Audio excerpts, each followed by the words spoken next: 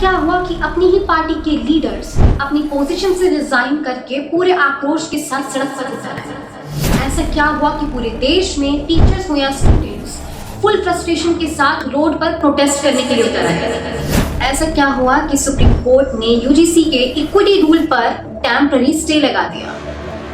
तो जानने के लिए बने रहिए इस वीडियो के अंत तक, पूरी वीडियो को जरूर देखिए।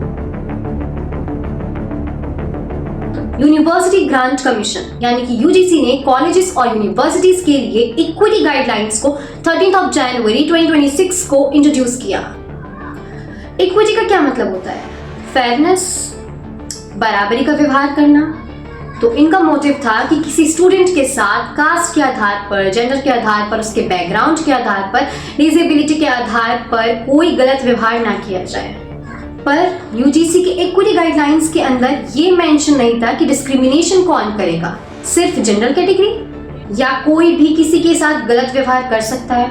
रूल्स में ज्यादा फोकस एससी, एसटी और ओबीसी के प्रोटेक्शन का था, लेकिन ये कहीं पर भी क्लियरली डिफाइन नहीं था कि हर कैटेगरी का स्टूडेंट विक्टिम हो सकता है। तो लोग इसी से इस कंक्लूजन पर पहुंचे कि सिस्टम पहले ही डिसाइड कर रहा है कि कौन सही है कौन गलत।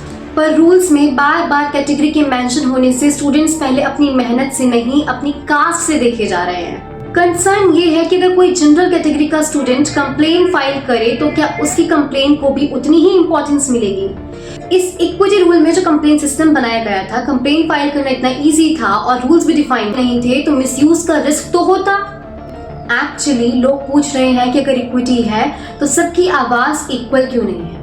आर्टिकल 14 से कि लॉ के सामने सभी सिटीजन बराबर है और सबको इक्वल प्रोटेक्शन मिलना चाहिए। सिंपल वर्ड्स में चाहे एससी हो, एसटी हो, ओबीसी हो या जनरल हो, सबको बराबरी मिलनी चाहिए।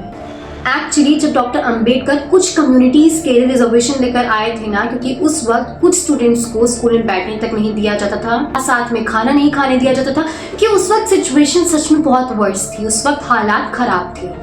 पर डॉक्टर अंबेडकर का एम ये था कि एजुकेशन सबको प्रोवाइड हो और कास्टिज्म खत्म हो।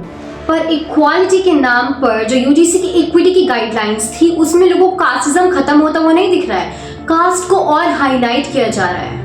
इसी कंसर्न के साथ पूरे देश में प्रोटेस्ट हुए।